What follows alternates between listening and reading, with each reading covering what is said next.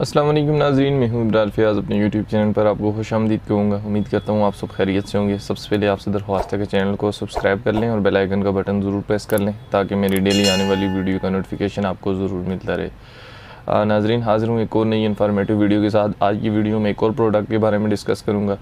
आज की वीडियो में मैं आपको एक ऐसी मेडिसिन के बारे में बताऊंगा जो आपके बढ़ती उम्र के साथ लोगों को प्रोस्टेट का इशू हो जाता है, उनको यूरिन इन्फेक्शन होना शुरू हो जाता है, उसके अलावा उनको पेशाब की तकलीफ़ होना शुरू हो जाती है। तो वो किस वजह से होती है, इसके वाले से डिस्कस करूंगा कि प्रोस्टेट ग्लैंड किस वजह से बनते हैं और उनके होने की वजह क्या है, और आप इस कंडीशन में आप किस मेडिसिन का इस्तेमाल करेंगे। मेडिसिन का जिसके बारे में मैंने आपको बताना है उसका नाम टेमसोल डी है, जो कि ग्लोबल फार्मास्यूटिकल कंपनी की एक प्रोडक्ट है।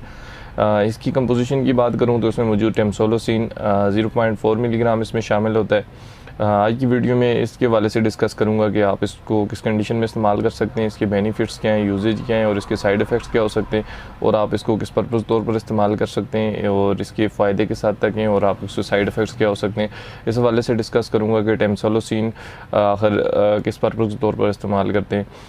टेमसोलोसिन जो कि प्रोस्टेट ग्लैंड के लिए इस्तेमाल किया जाता है, यानी जब आपको प्रोस्टेट बढ़ जाता है, प्रोस्टेट लेवल जो होता है वो बढ़ना शुरू हो जाता है, उसकी वजह से आपको पेशाब में इन्फेक्शन होना शुरू हो जाता है, आपको पेशाब करते हुए तकलीफ़ होती है, आपको पेशाब रुक रुक के आता है, या उसके अलावा आपके गुर्दों में पथरी बनना शुरू हो जाती है। ज़ाहिर प्रोस्टेट ग्लैंड बनना शुरू हो जाएगा, जिसकी वजह से आपका जो पेशाब का यूरिन का जो अखराज होता है वो प्रॉपर तौर पर नहीं होता। उसकी वजह से फिर जितने भी आप कोई खुराक इस्तेमाल करते हैं उसके साथ अगर खुदा न खास्ता आपको कोई प्रॉब्लम होती है, खुराक में कोई प्रॉब्लम है, तो उसकी वजह से आपको किडनी में स्टोन बनना शुरू हो जाता है। किडनी में स्टोन बनने की वजह से फिर ज़ाहिर है किडनी डैमेज होती है, किडनी की वजह से फिर आपको यूरिन में भी इन्फेक्शन होता है और आपका जो ब्लैडर होता है वो ख़राब हो जाता है, आपका जो पेशाब का कंट्रोल सिस्टम होता है वो ख़राब हो जाता है और उसकी वजह से आपको पेशाब कंट्रोल में नहीं रहता है, आपको पेशाब रुक रुक के आता है, पेशाब आते हुए आपको बहुत ज़्यादा तकलीफ़ होती है, यूरिन करने के दौरान आपको बहुत ज़्यादा पेन महसूस होता है। जब भी आपको इसकी तरह की प्रॉब्लम होती है, आपका पेशाब रुक रुक के आता है या आपका प्रोस्टेट बढ़ना शुरू हो जाता है, तो वो आपका जो यूरेथ्रा होता है, यूरेथ्रा को तंग कर देता है। उसकी जो यूरेथ्रा यानी मसाने के अंदर यूरेथ्रा,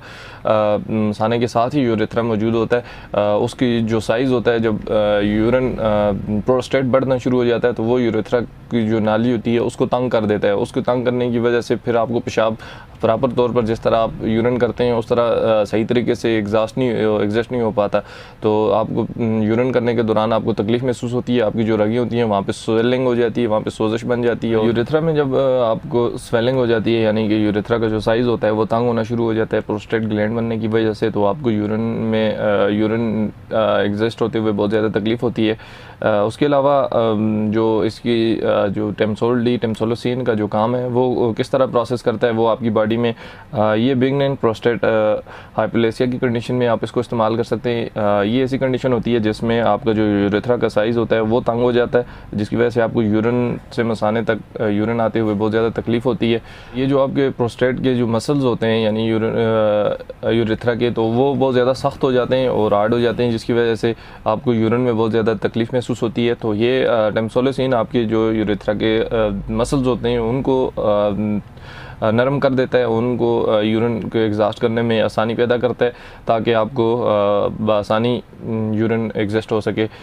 अगर आप प्रोस्टेट ग्लैंड कुछ मिकदार होती हैं इसकी, जो इसके स्टोन के हिसाब से होते हैं, अगर ये प्रोस्टेट ग्लैंड उस हद तक ज़्यादा हद तक अगर बड़े हों तो उसके लिए फिर आपकी सर्जरी भी करवाई जा सकती है, क्योंकि वो सर्जरी करवाना लाजमी होती है। ये काफ़ी ज़्यादा बढ़ जाते हैं और उसके बाद टेबलेट से, मेडिकेशन से ये ठीक नहीं हो पाते हैं, तो इसकी सूरत में इसकी सर्जरी भी की जाती है। अगर नॉर्मली आपको प्रॉब्लम है तो इसके लिए आप मेडिसिन का इस्तेमाल करते हैं।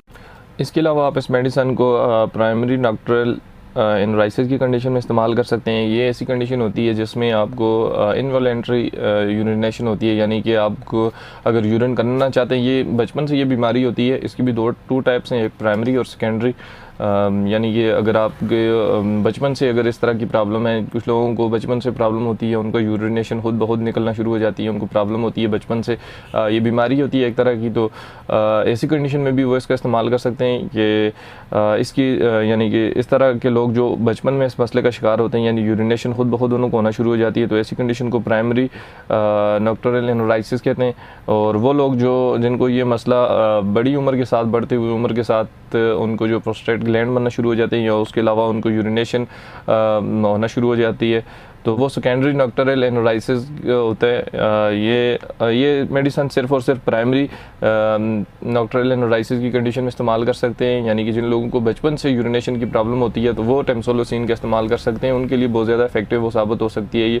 लेकिन जो लोग बढ़ती उम्र के साथ जिन लोगों को यूरिनेशन का इशू होता है तो वो उनके लिए ये मेडिसन नहीं है, उनको ये इस्तेमाल नहीं करना चाहिए। डॉक्टर इसको प्रिस्क्राइब करते हैं, लेकिन ये इस बारे में उनको ज़रूर सोचना चाहिए कि ये जो बढ़ती उम्र के साथ जिन लोगों को अगर यूरिनेशन का इशू होता है तो वो उनको प्रोस्टेट ग्लैंड की वजह से होता है या किडनी में स्टोन की वजह से होता है, तो उनके लिए ये मेडिसन नहीं। टेम्सोलोसिन को आप किडनी स्टोन में, अगर आपको किडनी में स्टोन हो, किडनी में आपको अगर स्टोन बन गया हो तो ऐसी कंडीशन में आप इसका इस्तेमाल कर सकते हैं। मर्द हज़रात में प्रोस्टेट ग्लैंड का साइज़ बनने में आप इसका इस्तेमाल कर सकते हैं, यानी कि पेशाब के इन्फेक्शन में पेशाब का रोक के आने की, जिन लोगों को पेशाब में तकलीफ़ होती है यानी पेशाब रोक के आता है तो ऐसी कंडीशन में वो इसका इस्तेमाल कर सकते हैं। टेम्सोलोसिन उसके लिए बहुत ज़्यादा इफेक्टिव साबित हो सकती है।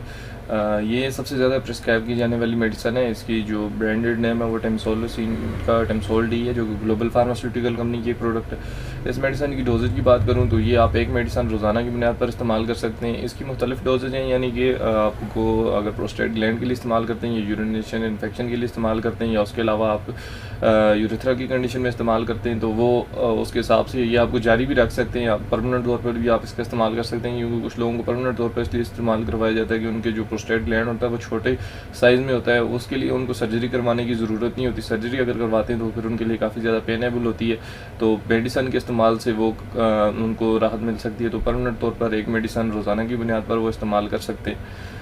इसके साइड इफ़ेक्ट्स भी काफ़ी ज़्यादा हैं। इस मेडिसन के इस्तेमाल से उनको उनुगी आ सकती है, उनको चक्कर आ सकते हैं, उनको डेजीनेस हो सकती है, उसके अलावा मर्दाना कमज़ोरी हो सकती है इस मेडिसन के इस्तेमाल से, और उनका ब्लड लेवल जो होता है, ब्लड शुगर मतलब बीपी वाले जो पेशेंट होते हैं वो इसका इस्तेमाल ना करें, उनका बीपी लो हो सकता है। और उसके अलावा आप मदोशी की हालत में जा सकते हैं इस मेडिसन के इस्तेमाल की वजह से। आपकी आंखों पे असरअंदाज हो सकती है ये मेडिसन, क्योंकि आंखों पे भी बहुत ज़्यादा इफेक्ट करती है ये, आपकी आंखों पे असरअंदाज हो सकती है।